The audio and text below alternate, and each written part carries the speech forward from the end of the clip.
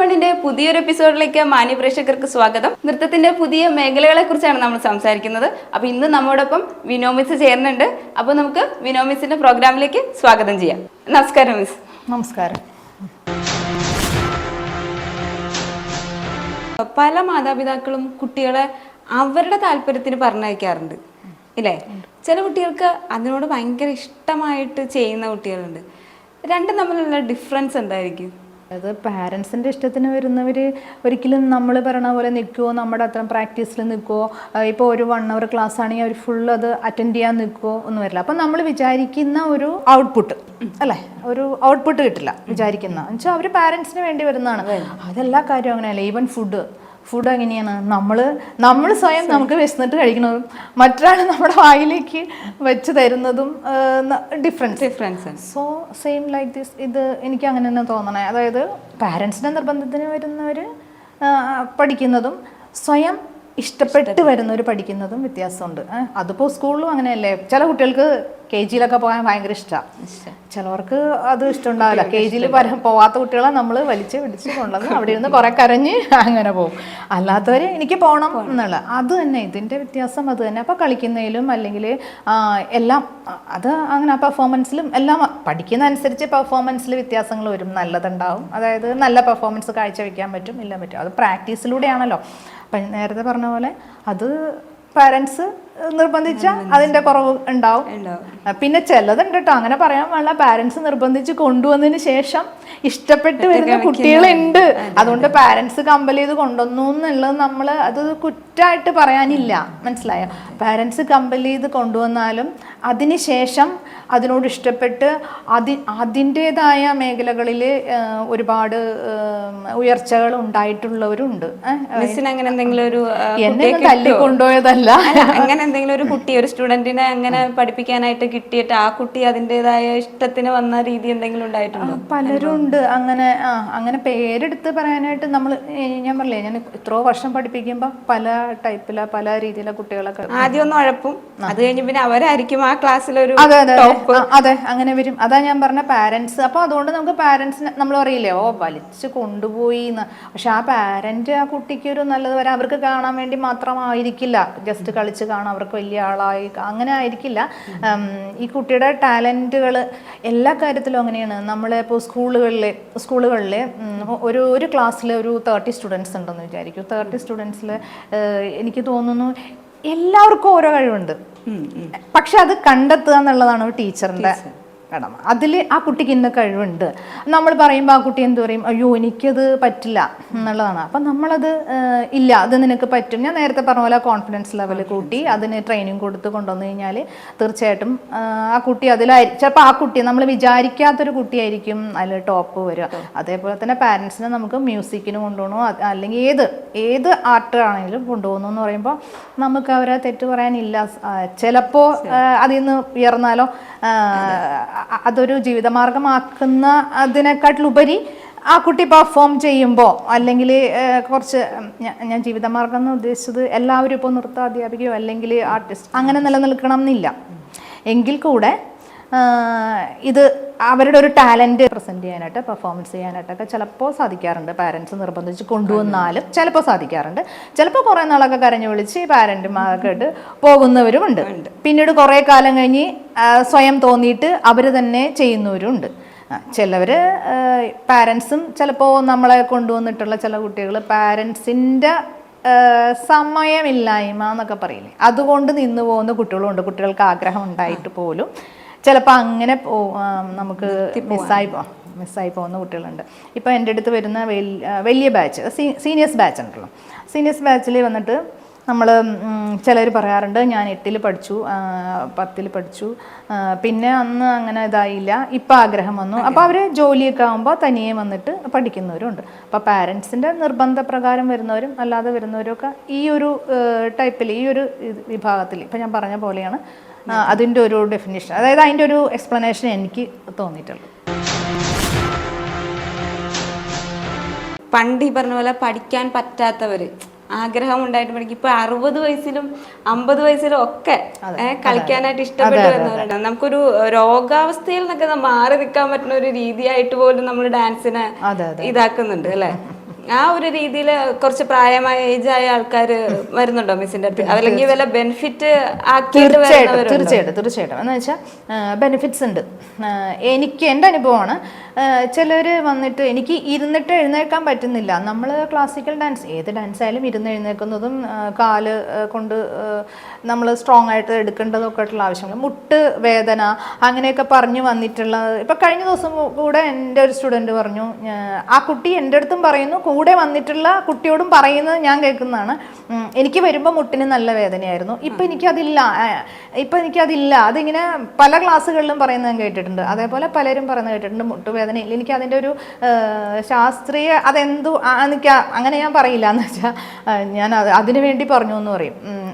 അതെനിക്കറിയില്ല. പക്ഷെ അത് പറയാറുണ്ട്, ചിലപ്പോൾ എക്സസൈസും കാര്യങ്ങളും ചെയ്യുമ്പോൾ അതിൽ മൂവ്മെൻറ്റ്സ് കൂടുമ്പോൾ ലിഗ്മെൻറ്റിനൊക്കെ എന്തെങ്കിലും ആക്റ്റീവ് അതിൽ നമ്മൾ പറയാക്കില്ലേ സെറം അങ്ങനെ എന്തൊക്കെ ഉണ്ടെന്ന്, അതൊക്കെ കൂടുതൽ വരുന്നത് കൊണ്ടാണോ എന്നുള്ളത് അറിയില്ല. വേദനകൾ കുറഞ്ഞതായിട്ട് പലരും പറയാറുണ്ട്. പിന്നെ ഇന്ന് നടുവേദന അങ്ങനെ പറഞ്ഞ് കളിക്കുന്ന ഏജ് ആയിട്ടുള്ളവർ സ്റ്റേജ് പെർഫോമൻസ്, അത് മേ ബി ഇതായിരിക്കും കേട്ടോ, അവരുടെ എക്സൈറ്റ്മെൻറ്റും സ്റ്റേജിൽ കയറിയിട്ടുള്ള നമ്മൾ റെഡിയായി വളരെ ആഗ്രഹത്തിലാണല്ലോ ചെയ്യുക, ഭയങ്കര ആഗ്രഹത്തിലായിരിക്കും. അപ്പോൾ അങ്ങനെ കയറിയിട്ട് ഉള്ള എനിക്ക് സ്റ്റേജിൽ വെച്ച് നടുവേദന എന്താണെന്ന് അറിഞ്ഞിട്ടില്ല അങ്ങനെ പറയുന്നവരും ഉണ്ട്. മനസ്സിലായി? ചിലപ്പോൾ ഓർക്കാഞ്ഞിട്ടായിരിക്കാം. മതിമറന്ന് കളിക്കുക എന്നൊക്കെ പറയുന്നത് പോലെ അല്ലേ. പുതിയതായിട്ട് വരുന്നവർക്കാണെങ്കിലും അവിടെ നിൽക്കുന്നവർക്കാണെങ്കിലും അല്ലെങ്കിൽ ഇപ്പോൾ മിസ്സുമാർക്കാണെങ്കിലും ഡാൻസ് പഠിക്കാൻ അവർക്ക് ബെനിഫിറ്റ് എന്താണ് കൂടുതൽ? നൃത്തം പഠിക്കുന്നത് കൊണ്ടുള്ളതാണോ? നൃത്തം പഠിക്കുന്നത് കൊണ്ടുള്ള ബെനിഫിറ്റ് ഉണ്ട്. ഫിസിക്കലി മെൻ്റലി നമുക്കിത് ഒരുപാട് അറിയാമല്ലോ അല്ലേ. ഫിസിക്കലി നമ്മൾ നൃത്തം പഠിക്കുമ്പോൾ നമ്മൾ നമ്മുടെ ബോഡി എല്ലാം യൂസ് ചെയ്യുന്നുണ്ട്. മെൻ്റലിയും നമുക്കത് യൂസ് ചെയ്യണം. സപ്പോസ് നമ്മൾ പഠിച്ചു, എന്ത് പഠിച്ചു, നമ്മൾ സ്കൂളിൽ കോളേജിൽ ഞാനൊരു സബ്ജക്റ്റ് പറഞ്ഞാൽ ഇപ്പോൾ എന്താ പറയുക, ഹിസ്റ്ററി, ഞാൻ അങ്ങനെ ഹിസ്റ്ററി ഇത് പറഞ്ഞു എന്നേ ഉള്ളൂ കേട്ടോ. പഠിച്ചാൽ നമ്മൾ അത് എക്സാം അറ്റൻഡ് ചെയ്യുമ്പോൾ ഒരു ഡ്യൂറേഷൻ ഉണ്ട്. For the exam we have A duration, I mean time duration 3 hour. Question പേപ്പറിൻ്റെ മുകളിലുണ്ട് 3 hour 2 hour. അപ്പോൾ നമ്മളത് എഴുതുമ്പോൾ ഈ 3 hour ഫുള്ളും എഴുതാറുണ്ടോ? എനിക്ക് തോന്നുന്നില്ല. നമ്മൾ ആലോചിക്കും, നമ്മൾ എഴുതും, പിന്നെ ഒന്ന് ആലോചിക്കും അല്ലേ. അങ്ങനെയാണ് നമ്മൾ ഒരു എക്സാം ഏത് എക്സാം ആണെങ്കിലും കേട്ടോ, ഏത് ഇതാണെങ്കിലും നമ്മൾ അറ്റൻഡ് ചെയ്യുമ്പോൾ നമുക്ക് 3 hours കിട്ടുമ്പോൾ അത് മതിയാവാതെ വരുന്നവരുണ്ട്. പക്ഷേ ഈ മതിയാവാതെ വരുന്നവർ ഫുള്ള് ഫസ്റ്റ് ടു എൻഡ് പെന്നിങ്ങനെ വെച്ചേക്കുവാന്ന് എനിക്ക് തോന്നുന്നില്ല. അവരാലോചിക്കുന്നുണ്ട്. അത് എത്ര പഠിച്ചിട്ട് പോയാലും ചിലപ്പോൾ ഇതെങ്ങനെയാണ് അങ്ങനെ ആലോചിക്കുമ്പോൾ ഞാൻ ഉദ്ദേശിച്ചത് ആലോചിച്ചിട്ട് എഴുതാനുള്ള ഒരു ടൈമുണ്ട്. നമ്മുടെ ബ്രെയിനിന് നമ്മൾ പഠിച്ചു വന്ന കാര്യങ്ങൾ നമുക്ക് ആലോചിച്ചിട്ട് ചെയ്യാനുള്ള ഒരു ടൈം എല്ലാ കാര്യത്തിലും ഉണ്ട്.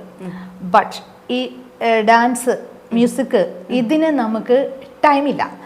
നമുക്ക് ഈ 3 hours കൊടുക്കുന്ന സ്ഥലത്ത് നമുക്ക് കിട്ടുന്ന 10 minutes ആയിരിക്കും. ആ 10 minutes ഈ കുട്ടി ഇത് ഫുള്ള് 1 to 10 minutes എവിടെയും നിർത്താതെ അത് ചെയ്തിട്ടുണ്ടാവണം. മനസ്സിലായോ? 10 minutes എങ്കിലും മറ്റൊന്നും ആലോചിക്കാതെ. നമ്മൾ എന്തൊക്കെ കേൾക്കുന്നുണ്ട്, ആംഗികം വാചികം എന്ന് പറയണത്. ആംഗികം എന്ന് പറഞ്ഞാൽ നമ്മുടെ ബോഡി, വാചികം എന്ന് പറയുമ്പോഴത്തേക്കും നമ്മൾ അത് കേട്ടിട്ടാണല്ലോ ചെയ്യുന്നത്. അത് അപ്പോൾ അങ്ങനെ ഇതെല്ലാം കേട്ട് ഈ എക്സാമിന് വന്നേക്കണ കോസ്റ്റ്യൂം അല്ല, അതൊക്കെ ഓർക്കണം. അത്രയും ചെയ്യാനുള്ള ഒരു കഴിവുള്ള ഒരാൾക്കാണ് ഈ നൃത്തം അത് അവതരിപ്പിക്കാനായിട്ട് പറ്റുള്ളൂ. എന്ന് വെച്ചാൽ അതിന് ഞാൻ ഉദ്ദേശിച്ചത് പറ്റുള്ളൂ എന്ന് പറഞ്ഞാൽ അവരെ വലുതാക്കി പറഞ്ഞതല്ല, അത്രയും നമ്മുടെ ബ്രെയിൻ നമ്മൾ യൂസ് ചെയ്യണം. സെയിം ടൈം ഇത് കേൾക്കുന്നുണ്ട് എന്നാൽ അങ്ങോട്ട് നോക്കാൻ പറ്റില്ല, ഒന്നും പറ്റില്ല. ഇതെല്ലാം മെന്റലി വരുന്ന, ഇതിന് ഓരോ മുദ്രകളുണ്ടല്ലോ, ഇതിനോരോ എക്സ്പ്രഷൻസ് ഉണ്ടല്ലോ. പാടുന്ന വരിയുടെ എക്സ്പ്രഷൻ എന്താന്ന് ഓർക്കണം, അവിടെ എന്തായിരുന്നു മുദ്ര എന്ന് ഓർക്കണം, അവിടെ എന്തായിരുന്നു സ്റ്റെപ്പ് എന്ന് ഓർക്കണം. ഇത് 1 to 10 minutes ആണെങ്കിൽ 10 minutes എത്ര ആയിക്കോട്ടെ. ഇപ്പം ഞാനൊരു കോമ്പറ്റീഷൻ ഇതിൽ പറഞ്ഞാണ് 10 minutes എന്ന്. എക്സാമിനോട് താരതമ്യപ്പെടുത്തുമ്പോൾ നമുക്ക് ഇത് കോമ്പറ്റീഷൻ ആണല്ലോ, ഇവരുടെയും എക്സാം ഇത്. അപ്പോൾ അത് നമ്മൾ ഓർത്ത് ചെയ്യാനായിട്ട് നമ്മൾ ബ്രെയിനിനെ സെറ്റ് ആക്കണം. നമ്മുടെ അതാണ് മെന്റലി ഞാൻ പറഞ്ഞിട്ടുള്ള മെന്റലി ചെയ്യുന്ന. പിന്നെ അത് ഹാപ്പി ആണല്ലോ, അത് വേറൊരു കാര്യം. എപ്പോഴും മ്യൂസിക്, ഡാൻസ്, നമുക്ക് ഒരു സങ്കടം വന്നാൽ പോലും നമുക്കൊരു മ്യൂസിക് കേട്ടാൽ ഒരു ആശ്വാസം. ഇനി ചിലവരെ കണ്ടോ വയലിനൊക്കെ വായിക്കുന്നവർ നമ്മുടെ വീട്ടിൽ വയലിൻ ഉണ്ടെങ്കിൽ കുറച്ച് സങ്കടം വന്നാൽ ഓടി വയലിൻ വായിക്കും, സന്തോഷം വന്നാൽ വയലിൻ വായിക്കും, അങ്ങനെയൊക്കെ പറയില്ലേ. അതേപോലെ അതൊക്കെ നമുക്ക് അങ്ങനെ ഒരു നമ്മളുടെ ഒരു എന്താ പറയുക, നമുക്ക് എന്തെങ്കിലും ഒരു മെൻ്റലി ഒരു വിഷമം അങ്ങനെയൊക്കെ വരുമ്പോഴും ഈ ആർട്ട് നമ്മളെ ഒരുപാട് സഹായിക്കും. എൻ്റെ ഒരു അഭിപ്രായത്തിൽ എല്ലാ കുട്ടികളെയും ഏതെങ്കിലും നൃത്തം എന്ന് ഞാൻ പറയില്ല, ഏതെങ്കിലും ഒരു കല അഭ്യസിപ്പിക്കുന്നത്, അത് എന്താവാം, നൃത്തമാകാം, സംഗീതമാകാം, ചിത്രരചനയാവാം, ഇനി ഇൻസ്ട്രുമെൻറ്റ്സ് ഏതെങ്കിലും ഇഷ്ടം ഉണ്ടാവും. എന്തൊക്കെയുണ്ട്, വയലിൻ, ഗിറ്റാർ. ഇപ്പോൾ വയലിൻ എന്ന് പറയുമ്പോൾ അത് പാശ്ചാത്യം അല്ലേ, അങ്ങനെ വരും. തിരിച്ച് അതല്ലാതെ വെസ്റ്റേൺ വേണമെന്നുണ്ടെങ്കിൽ എന്തായാലും അതൊരു ആർട്ടാണല്ലോ. എന്തെങ്കിലും ഒരെണ്ണം പഠിച്ചു വെക്കണം. കാര്യം നമ്മുടെ എനിക്ക് എല്ലാവർക്കും അറിയാൻ പറ്റുമായിരിക്കും, എന്നാലും ഞാൻ മനസ്സിലാക്കിയിട്ടുള്ളതും ഞാൻ അറിഞ്ഞിട്ടുള്ളതും ഒരു കാര്യമുണ്ട്. നമ്മുടെ ബ്രെയിൻ അറിയാലോ എന്തായിരിക്കും എന്നുള്ളത്. ഇതിൽ ഒരു ലെഫ്റ്റ് സൈഡ് ഒരു റൈറ്റ് സൈഡ് ആക്കണം. അപ്പം നമ്മുടെ ഈ റൈറ്റ് സൈഡ് നമ്മൾ പറയും തലയിൽ മുഴുവൻ ഡാൻസാണ്, അതോ ഇല്ല, വെറുതെയാ. ഇതിൻ്റെ ഒരു ഹാഫിലേ ഉള്ളൂ ഇതെല്ലാം. തിരിച്ച് ഹാഫിൽ നമ്മുടെ എന്താ പറയുക അനലൈസിസ്, അതായത് നമ്മുടെ മാത്സ്, കെമിസ്ട്രി അങ്ങനെയുള്ള സംഭവങ്ങളൊക്കെ ഈ ലെഫ്റ്റിൽ കിടക്കുക. മനസ്സിലായി? ഈ ലെഫ്റ്റിലാണ് ഇത് കിടക്കുന്നത്, റൈറ്റിലൊന്നും ഇതൊന്നും നമ്മൾ കയറ്റുന്നില്ല. പിന്നെ അത് പറയാം എങ്ങനെയാന്ന് പറയും, ടൈമിങ്ങിൻ്റെ പ്രോബ്ലം. അതായത് ഒരു എക്സാം വന്നു, നമുക്ക് പഠിക്കുമ്പോൾ ആ ടൈം കിട്ടാത്ത കൊണ്ട് ഡാൻസിന് പോയില്ല. അല്ലാണ്ട് ഒരിക്കലും ഡാൻസിനോ മ്യൂസിക്കിനോ പോവാതിരുന്നത് ഇത് തലയിൽ കിടക്കണോണ്ടാന്ന് പറയുന്നതിനോട് എനിക്ക് തോന്നുന്നില്ല. കാര്യം നമ്മുടെ റൈറ്റ് സൈഡിൽ തന്നെയാണ് അത്. എവിടെയും നമ്മൾ ബയോളജിക്കലി നമ്മൾ നോക്കിക്കഴിഞ്ഞാൽ ഞാൻ വായിച്ച് മനസ്സിലാക്കിയിട്ടുള്ളതും കേട്ടോ, റൈറ്റ് സൈഡിലാണ് സംഗീതം, ചിത്രരചന, അങ്ങനെയുള്ള എല്ലാം നമ്മുടെ ഈ റൈറ്റ് സൈഡിലേക്ക് ആണ് നമ്മൾ സേവ് ചെയ്ത് വെക്കുന്നു, അറിയില്ലേ, നമ്മൾ കമ്പ്യൂട്ടറിന്റെ ബ്രെയിനിൽ. അവിടെ ചില സമയത്ത് ചില കാര്യങ്ങൾ ഞാനിങ്ങനെ കേട്ടിട്ടുണ്ട്, ഈ ഡാൻസ് കളിക്കുന്ന കുട്ടികൾക്ക് ബുദ്ധി കൂടുതലായിരിക്കും. അതാണ് ഞാൻ പറഞ്ഞത്, ബ്രെയിനിന്റെ ഫുള്ള് അവർ വർക്ക് ചെയ്യിക്കുന്നു. മനസ്സിലായോ? ബ്രെയിൻ ഫുള്ള് അവർ വർക്ക് ചെയ്യിപ്പിക്കുന്നുണ്ട്. നമ്മുടെ റൈറ്റ് സൈഡ് കലകളില്ലെങ്കിൽ, അതിനാണ് ഞാൻ പറഞ്ഞത്, ഓരോ കുട്ടിയും ഒരു കൊച്ചുകുട്ടി മനസ്സിലാക്കി തുടങ്ങുമ്പോൾ തൊട്ട് ചെറുതായിട്ടുള്ള സംഗീതം അല്ലെങ്കിൽ എന്തെങ്കിലും, നൃത്തം മാത്രമല്ല എന്ന് എടുത്തു പറയുവാണ്, എപ്പോഴും നൃത്തത്തിനെ പറഞ്ഞു എന്നല്ല, എന്തെങ്കിലും പഠിക്കുമ്പോൾ നമ്മൾ ഈ സൈഡിലൂടെ നമ്മൾ വർക്ക് ചെയ്യിപ്പിക്കാനായിട്ട് നോക്കുവാണ്. മനസ്സിലായോ? പിന്നെ പറഞ്ഞു കേട്ടിട്ടില്ലേ, നമ്മുടെ ഫിംഗേഴ്സൊക്കെ നമ്മളിങ്ങനെ മൂവി ചെയ്യുന്നത് ബ്രെയിനിനൊക്കെ വളരെ നല്ലതാണ്. എന്താ പറയുക, സർജറികൾ അങ്ങനെയൊക്കെ ചെയ്ത് കഴിഞ്ഞാൽ ആദ്യം അതെ ഇതൊക്കെയാണ് നമ്മളെ കൂടുതൽ ചെയ്യിപ്പിക്കുക. ഇതൊക്കെ നമ്മുടെ ബ്രെയിനിലെ ഇതായിട്ട് പ്രവർത്തിക്കാനും അങ്ങനെ ഉള്ള യൂസ്. അപ്പോൾ അതുകൊണ്ട് നൃത്തം ഇങ്ങനെയുള്ള മുദ്രകൾ കാണിക്കുന്നു, ഇതൊക്കെ ഈ ബ്രെയിനിൽ വരുന്നു എന്നുള്ളത് ഞാൻ പറഞ്ഞു. അപ്പോൾ ഫുള്ള് ആ ബുദ്ധി കൂടുതൽ എന്ന് ഉദ്ദേശിക്കുന്നത് ഇതാണ്. ഈ മാർക്ക് കുറഞ്ഞു പോകും അങ്ങനെ ഒരു ഇത് പറയുന്നത്, അതെവിടെയാണ്? അത് ഈ ബ്രെയിനിന്റെ പ്രോബ്ലം അല്ല, നമ്മുടെ ടൈമിങ്ങിന്റെ പ്രോബ്ലത്തിലാണ് വരുന്നത്. മനസ്സിലായോ? നമ്മുടെ ടൈമിങ്. ഇപ്പോൾ ഇന്ന് എക്സാം എഴുതാൻ പോകണം, തലേദിവസം വൈകിട്ട് ചിലപ്പോൾ ഡാൻസിന് പോയി പഠിച്ചിട്ടില്ലാത്തതുകൊണ്ടാണ്, അല്ലാണ്ട് ഇത് മറന്നുപോയിട്ടല്ല. എല്ലാവരുടെയും, അതായത് മനുഷ്യനായിട്ടുള്ള എല്ലാവരുടെയും ബ്രെയിനിന് ഇത് രണ്ടും ഒരേപോലെ കീപ്പ് ചെയ്യാനുള്ള കഴിവുണ്ട്. രണ്ടും ഒരേപോലെ കീപ്പ് ചെയ്യാനുള്ള മെമ്മറി പവർ, നല്ല മെമ്മറി പവർ വരുന്ന എല്ലാം ബ്രെയിനിലാണല്ലോ ഇരിക്കുന്നത്. അതാ മെമ്മറി പവർ. എന്താ, നമ്മളൊരു സാധനം ഒരു ഡോറ് നമ്മൾ ഫുൾ അടച്ചിട്ടു, ഒരു 2 months അത് നമ്മൾ ഓപ്പൺ ആക്കിയില്ല, ഓട്ടോമാറ്റിക്കലി അടുത്ത ദിവസം ഓപ്പൺ ആക്കുമ്പോൾ അത് എന്താവും, ടൈറ്റ് ആയിട്ടുണ്ടാവും. പിന്നെ നമ്മൾ ആദ്യം ഓയിൽ ഒഴിച്ച് അങ്ങനെ എടുക്കും. അതേ സെയിമാണ് നമ്മുടെ ബോഡിയും നമ്മുടെ ബ്രെയിനും ഒക്കെ. നമ്മൾ യൂസ് ചെയ്യും തോറും, നമ്മൾ എത്ര യൂസ് ചെയ്യണോ അത്രയും നമുക്ക് മെമ്മറി കൂടും. എത്ര ഇതുണ്ട്, നെർവ്സ് ചെറിയ ഇത് ബ്രെയിനിലുണ്ട്. ഇതൊന്നും ആരും, ഈവൻ ഞാനും എല്ലാം ഒന്നും പ്രവർത്തിപ്പിക്കുന്നില്ല. മനസ്സിലായോ? നമ്മൾ കുറച്ചെടുക്കുമ്പോൾ തന്നെ നമുക്ക് വയ്യ, നമ്മളെന്താ ചെയ്യുന്നത് അത് മാത്രം, അങ്ങനെയല്ല. അപ്പോൾ അത് ഈ ഏതെങ്കിലും ഒരു കല ഇപ്പോൾ സ്കൂളുകളിലൊക്കെ നമ്മൾ പീരീഡ് നേരത്തെ അത്ര ഉണ്ടായിരുന്നില്ല എന്ന് എനിക്ക് തോന്നുന്നു. ഇപ്പോൾ മ്യൂസിക്, ഡാൻസ്, എന്തെങ്കിലും യോഗ അങ്ങനെയുള്ള എല്ലാ ഒരു വേറൊരു ആക്ടിവിറ്റി കൂടെ കൊണ്ടുവരുന്നതിനൊക്കെ കാരണം ഇത് തന്നെയായിരിക്കും. അതായത് കുട്ടി പഠിത്തം, അതായത് അവരുടെ ഒരു ബുക്കിൽ മാത്രമല്ലാതെ അതിൽ മാത്രം തളച്ചിടാതെ അവരെ മറ്റു ഇതിലേക്ക് കൊണ്ടുവരുന്നു. അത് ബോഡിക്കും നമ്മുടെ ബ്രെയിൻ ഇതിനും. അപ്പോൾ അതായത് കുട്ടികളോട് ടീച്ചർ പ്രത്യേകം പറയുന്ന കാര്യം എന്താണെന്നറിയോ, എല്ലാത്തിനും ഒരു ടൈം അല്ലെ, ഒരു ടൈം ഫിക്സ് ചെയ്ത് കാര്യങ്ങൾ ചെയ്തു കഴിഞ്ഞാൽ നമുക്ക് എല്ലാത്തിനും മുൻപന്തിയിൽ എത്താമെന്നാണ് പറയുന്നത്. അപ്പൊ അമ്മമാരുടെ അധികം ചീത്ത കേൾക്കാണ്ടിരിക്കണമെങ്കിൽ പഠിക്കണം, പഠിക്കുന്നതിനൊരു ടൈം വെക്കണം, കളിക്കുന്നതിനൊരു ടൈം വെക്കണം, നിങ്ങളുടെ ഡാൻസ്, നിങ്ങളുടെ കലാപരമായ പ്രവർത്തികൾ ചെയ്യണതിനൊരു ടൈം വെക്കണം. അതാണ് മിസ് ഇപ്പം നിങ്ങൾക്കായിട്ട് പറഞ്ഞു തരുന്ന ഒരു മെയിൻ കാര്യം. നിങ്ങൾക്ക് ഡാൻസ് ഇഷ്ടമാണ്, അതുകൊണ്ട് നിങ്ങൾ പഠിക്കലാന്ന് പറഞ്ഞാൽ നിങ്ങളുടെ മാതാപിതാക്കൾ ചില സമയത്ത് അതിൽ നിന്ന് നീ കളി മാത്രമേ ഉള്ളൂ, ഡാൻസ് മാത്രമേ ഉള്ളൂ, നിങ്ങൾ പഠിക്കണില്ല. അപ്പൊ അത് വരാണ്ടിരിക്കണമെങ്കിൽ എല്ലാത്തിനും ഒരു ടൈം വെക്കണം അല്ലെ? കുട്ടികളാണെങ്കിലും അതിപ്പോ മുതിർന്നവരാണെങ്കിലും ഒരു ടൈം, മുതിർന്നവരാണെങ്കിലും നമുക്ക് എല്ലാവരും ടൈം വെച്ച് സമയമില്ല. അത് സമയം നമ്മൾ ഉണ്ടാക്കണമെന്നല്ലേ, സമയം നമ്മൾ ഉണ്ടാക്കിയെടുക്കുവാണ്, എല്ലാ കാര്യത്തിനും സമയം ഉണ്ടാക്കിയെടുക്കുകയാണ്. അപ്പോൾ ആ സമയം ഒരു ചിട്ടയോടെ അങ്ങനെ പോയിട്ടുണ്ടെങ്കിൽ എല്ലാ കാര്യങ്ങളും നടക്കും.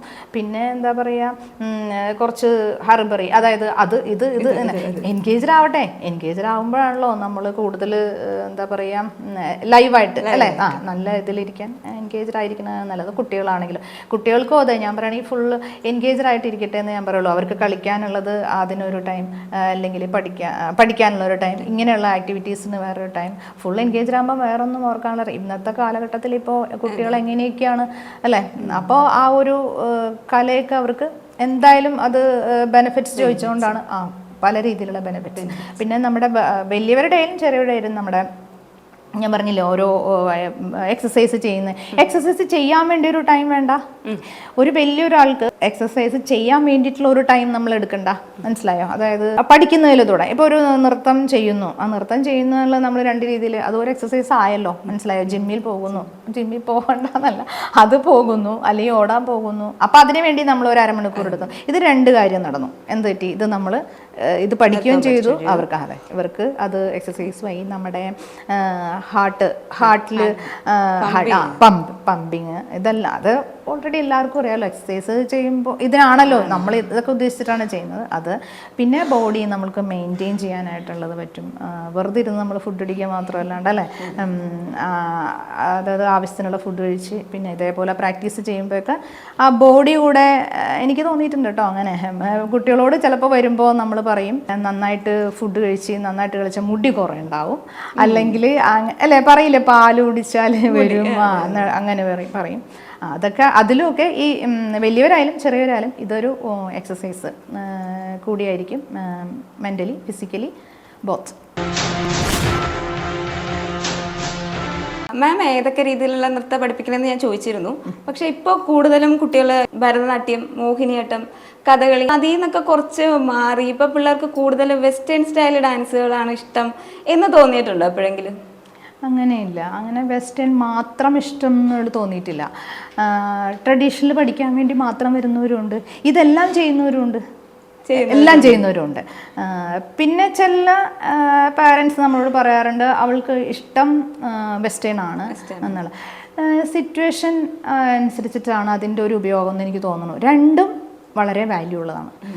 ഏത് രീതിയിൽ അത് ആർട്ടുകളെല്ലാം വാല്യൂ ഉള്ളതാണ്. കാര്യം അത് നല്ലത്, ഇത് നല്ലത്, വെസ്റ്റേൺ നല്ലത്, എല്ലാം ആർട്ടാണല്ലോ, എല്ലാം ഒരു കലയാണല്ലോ, എല്ലാം ദൈവികമാണ്. എല്ലാ കാര്യങ്ങൾക്കും എല്ലാ ആർട്ടിനും അതിൻ്റേതായ വാല്യൂ ഉണ്ടെന്നാണ് എൻ്റെ ഒരു വിശ്വാസം. അതാണ് ശരി. വിശ്വാസമാണോ എന്നറിയാം, അതാണ് ശരി. സിറ്റുവേഷൻ അനുസരിച്ചിട്ടല്ലേ സിനിമയിൽ എങ്ങനെയാണ് നമ്മൾ സിറ്റുവേഷൻ അനുസരിച്ചിട്ടല്ലേ ഓരോന്ന്. ഒരു എന്താ പറയുക, ഇപ്പോൾ ഒരു പണ്ടത്തെ സിനിമയൊക്കെ നോക്കിയാൽ ക്ലബ്ബിൽ പോയിട്ട് നമുക്ക് ഒരു ക്ലാസിക്കൽ കളിച്ചാൽ എങ്ങനെ ഇരിക്കും. ദേവാസുരത്തിൽ രേവതി ചെയ്യുന്ന സ്റ്റേജിൽ എന്താണ് അവിടെ, അത് വെസ്റ്റേൺ കളിച്ചുകൊണ്ട് കാര്യമില്ല. ശരിയല്ലേ? എനിക്ക് അങ്ങനെ തോന്നിയിട്ടില്ല. അപ്പോൾ സിറ്റുവേഷൻ അനുസരിച്ചാണ് ഓരോന്നും ഞാൻ പറഞ്ഞത്. ഇപ്പോഴത്തെ സിറ്റുവേഷൻ അനുസരിച്ച് പിള്ളേർ കൂടുതൽ യൂട്യൂബ്, ഇൻസ്റ്റാഗ്രാം അതിലേക്കൊക്കെ കയറിക്കൊണ്ടിരിക്കുക. അപ്പൊ അത് കൂടുതൽ റീച്ച് കിട്ടണമെങ്കിൽ അവർക്ക് തലകുത്തി പറഞ്ഞ ഡാൻസും കൂടുതൽ അതൊക്കെ ചെയ്താലാണ് അവർക്ക് ഒരു കൊറോണ ടൈം വന്നപ്പോഴത്തേക്കും പിള്ളേരൊക്കെ തുടങ്ങിയ ഒരു സംഭവമാണ്. അപ്പൊ അവർക്ക് ഫോളോവേഴ്സ് കൂടുതൽ കിട്ടണമെങ്കിൽ അവർക്ക് ഇങ്ങനത്തെ രീതിയിലുള്ള ഡാൻസ് ഒക്കെ പഠിച്ച് കളിച്ചാൽ എന്താ ഞാൻ പറഞ്ഞുതരാം. അതെന്ന് വെച്ചാൽ നമ്മളെ ട്രഡീഷണൽ അതിന് ആ വേർഡിൽ തന്നെയുണ്ട് ട്രഡീഷണൽ എന്ന് പറയുമ്പോൾ അത് മനസ്സിലാക്കാൻ തന്നെ നമുക്ക് ബുദ്ധിമുട്ടാണ്. നമ്മൾ ഇങ്ങനെ ചെയ്തു, ഇതെന്താന്ന് എല്ലാവർക്കും മനസ്സിലായിട്ടുണ്ടാവില്ല. നമ്മൾ നേരംന്നോ നിത്യംന്നോ അങ്ങനെ ഇങ്ങനെ ചെയ്തു, അത് നമ്മൾ പഠിച്ചു വെച്ചേക്കുക. ഇതൊരു മുദ്രയാണ്. ആ മുദ്രയിൽ നമ്മളിത് ചെയ്താൽ ഇത് മീനിങ്ങാന്ന് ഇപ്പം എല്ലാവർക്കും മനസ്സിലായോന്ന് എനിക്കറിയില്ല. അത് പറയുമ്പോഴാണ് മനസ്സിലാവും. മറ്റേതിൽ നമുക്ക് അങ്ങനെ മനസ്സിലാക്കാനില്ല. കോമൺ ആൾക്കാർക്കും സാധാരണക്കാർക്കും ആസ്വദിക്കാൻ പറ്റും. മീൻസ് ഒരു സോങ് എടുത്തു, ഏതെങ്കിലും ഒരു സോങ് എടുത്തു, നമ്മൾ 2 ലൈൻ ഇങ്ങനെ ചെയ്താലും അതിന് ഞാനത് ഇത് പറയുമല്ലോ എന്ന് വെച്ചാൽ അതിൽ സ്റ്റെപ്സൊക്കെ ഉണ്ട് കേട്ടോ എന്ന് വെച്ചാൽ ഇപ്പോൾ പഠിപ്പിക്കുമ്പോൾ ഇങ്ങനെ വെക്കണം എന്ന് പറഞ്ഞ സ്റ്റെപ്സൊക്കെ വെച്ചിട്ട് ചെയ്യുന്നുണ്ട്. പക്ഷെ ആസ്വദിക്കാൻ പറ്റും, എല്ലാവർക്കും ആസ്വദിക്കാൻ പറ്റിയ രീതിയിലുള്ളതാണ്. മറ്റത് നമുക്ക് മനസ്സിലാക്കാത്തതുകൊണ്ട് നമുക്ക് ബോറടിക്കും. പിന്നെ കുറച്ചറിയുന്നവർ ആണത് മനസ്സിലാക്കി കാണുന്നത്, പിന്നെ ഭംഗി കൊണ്ട് അങ്ങനെ കുറച്ച് കാണുന്നു. അതാണ് അതിൻ്റെ ഒരു മെയിൻ കാരണം. അതായത് കൂടുതൽ ഫോളോവേഴ്സ് വരുന്നു എന്ന് പറയുമ്പോൾ ഇതെല്ലാവർക്കും ഭംഗിയുണ്ട്, കോസ്റ്റ്യൂം നോക്കി നല്ല രസം അങ്ങനെ ചെയ്തു, ഇത് എനിക്ക് പറ്റില്ല, എന്താ പറയുക തല കുത്തി അങ്ങനെ ചെയ്തു എന്ന് പറഞ്ഞില്ലേ, എനിക്ക് പറ്റില്ല അങ്ങനെയൊക്കെ വരുമ്പോൾ കണ്ടു ചെയ്തു കണ്ടോ, അത്രേ ഉള്ളൂ. അത് അങ്ങനെയുള്ളൂ, അതിലൊരു അർത്ഥത്തിലൊന്നും ചെയ്യുന്നില്ലല്ലോ, ഒന്നും അർത്ഥത്തിൽ ചെയ്യുന്നില്ല, ഭംഗിയിൽ. അതാണ് അങ്ങനെ വരുന്നത്. അല്ല അപ്പൊ ഞാൻ അതാ ഞാൻ പറഞ്ഞപ്പോ അത് കണ്ടിട്ട് ചില പിള്ളേര് ഇപ്പൊ ഈ മറ്റൊരു കുട്ടി ചെയ്യണ കണ്ടിട്ട് എനിക്കും ഇത് ചെയ്യണം, എനിക്കിത് പഠിക്കണം, അങ്ങനെ പോകുന്ന കുറെ കുട്ടികളുണ്ട്. ഇപ്പൊ വേറൊരു കുട്ടി ചെയ്യണ കണ്ടിട്ട് ഇത് കൊള്ളാലോ അമ്മ, എനിക്ക് ഈ ഡാൻസ് പഠിക്കാൻ പോകണം, എനിക്ക് ഇങ്ങനെ ചെയ്യണം. അല്ല അത് ഞാൻ പറഞ്ഞേ, അതൊക്കെ ഓരോരുത്തരുടെ ഇതാണ്. ഇപ്പോ ക്ലാസിക്കൽ കളിക്കുന്ന ഒരാള് വെസ്റ്റേൺ കളിക്കണം എന്നില്ല, വെസ്റ്റേൺ കളിക്കുന്ന ഒരാള് ക്ലാസിക്കൽ കളിക്കണം എന്നില്ല. ഇത് രണ്ടും ഒരേപോലെ കൈകാര്യം ചെയ്യുന്നവരുണ്ട്. അതൊക്കെ ഞാൻ പറഞ്ഞില്ല, ഓരോരുത്തരുടെ ടാലന്റ് വരുന്നതാണ്. അപ്പോൾ അതില് അങ്ങനെ പോകുന്നതിനോട് തെറ്റൊന്നും പറയാനില്ല, കലയല്ലേ. അപ്പൊ നമുക്കത് അത് വേണ്ടാന്ന് പറയാൻ പറ്റില്ല. ചിലപ്പോൾ ഇന്നത്തെ ഒരു തലമുറ, ഈ ജനറേഷനിൽ ചിലപ്പോൾ അങ്ങനത്തെ കൂടുതൽ താല്പര്യപ്പെടണം എന്ന് വെച്ചിട്ട് എനിക്ക് തോന്നിയിട്ടില്ല. ട്രഡീഷണൽ ഒരുപാട് തള്ളി കളഞ്ഞിട്ടുണ്ടെന്ന് എനിക്ക് തോന്നിയിട്ടില്ല കേട്ടോ. സെമി ക്ലാസിക്കലെങ്കിലും ആയിട്ട് എല്ലാവരും മത്സരത്തിനുണ്ടാവും. പിന്നെ ഇപ്പൊ കുറച്ച് പരിപാടികളൊക്കെ നമ്മൾ അറേഞ്ച് ചെയ്യുന്നുണ്ടല്ലോ. ഒരിടയ്ക്കൊക്കെ ഇതെല്ലാം മാറിയെങ്കിലും ഇപ്പൊ കൂടുതൽ എല്ലാവരും കൊണ്ടുവരുന്നുണ്ട് അമ്പലങ്ങളിലാണ്. അപ്പൊ ഒരു സെമി ക്ലാസിക്കലെങ്കിലും ചെയ്യാത്ത ആരെങ്കിലും വളരെ കുറവായിരിക്കും എന്നാണ് എനിക്ക് തോന്നുന്നത്. അതുകൊണ്ട് വെസ്റ്റേൺ മാത്രമായിട്ട് സെലക്ട് ചെയ്യുന്നു എന്ന് തോന്നിയിട്ടില്ല, ട്രഡീഷണൽ മാത്രമായിട്ട് സെലക്ട് ചെയ്യണമെന്നും തോന്നിയിട്ടില്ല. രണ്ടിനും ഒരേപോലെ ഇമ്പോർട്ടൻസ് ഉണ്ട്. അപ്പോൾ എന്താണ് മാമിന് നമ്മുടെ കുട്ടി പ്രേക്ഷകരോട് എന്താണ് ഈ കലയെക്കുറിച്ചൊന്ന് പറഞ്ഞു കൊടുക്കാനുള്ളത്? ഏതെങ്കിലും ഒരു കല അഭ്യസിക്കുക, മനസ്സിലായോ? ഏതെങ്കിലും ഒരു കല എന്ന് പറഞ്ഞാൽ നേരത്തെ ഇപ്പം നിങ്ങൾ കേട്ടിട്ടുണ്ടാവും പറഞ്ഞ എന്തൊക്കെയാണ്. ഡാൻസ് ആയാലും നൃത്തമായാലും സംഗീതമായാലും ചിത്രരചന, ഇൻസ്ട്രുമെൻറ്റ്സിൽ ഇഷ്ടം പോലെ വേറെ വെറൈറ്റീസ് ഉണ്ട്. അത് വെസ്റ്റേൺ ഉണ്ട്, ഈസ്റ്റേൺ ഉണ്ട്. അങ്ങനെ ഏതെങ്കിലും ഒന്ന് പഠിച്ചിരിക്കുക. ഇപ്പം കേട്ടിട്ടുണ്ടെങ്കിൽ മനസ്സിലായിട്ടുണ്ടാവും. ഇത് പറഞ്ഞ പോലെ കുറേ എന്താ പറയുക ബെനിഫിറ്റ്സ് ഉണ്ട്. അതുകൂടാതെ അച്ഛനും അമ്മയ്ക്കൊക്കെ ഇഷ്ടമല്ലേ നമ്മൾ ഡാൻസോ അല്ലെങ്കിൽ പാട്ടോ ഒക്കെ പോകണം, അവർക്ക് അത് ഇഷ്ടമല്ലേ. അതേപോലെ കൂടെ പഠിക്കുക, എല്ലാത്തിനും ഒരു ടൈം ഷെഡ്യൂൾ ഉണ്ടാക്കിയിട്ട് അതുപോലെ പഠിക്കുക, നല്ലതായിട്ട് വരിക, നല്ല രീതിയിൽ വളരുക, നന്നായിട്ട് വരിക. അപ്പോൾ ഇത്രയും നേരം നമുക്ക് വേണ്ടി ഒരുപാട് കാര്യങ്ങൾ അല്ലേ, നൃത്തത്തെക്കുറിച്ച് ഒരുപാട് കാര്യങ്ങളും മിസ് പറഞ്ഞു തന്നിട്ടുണ്ട്. അപ്പോൾ മിസ്സിന് നമുക്ക് നന്ദി പറഞ്ഞുകൊണ്ട് നമ്മുടെ ഈ എപ്പിസോഡ് നമുക്കിവിടെ അവസാനിപ്പിക്കാം. Thank you miss. Okay, thank you.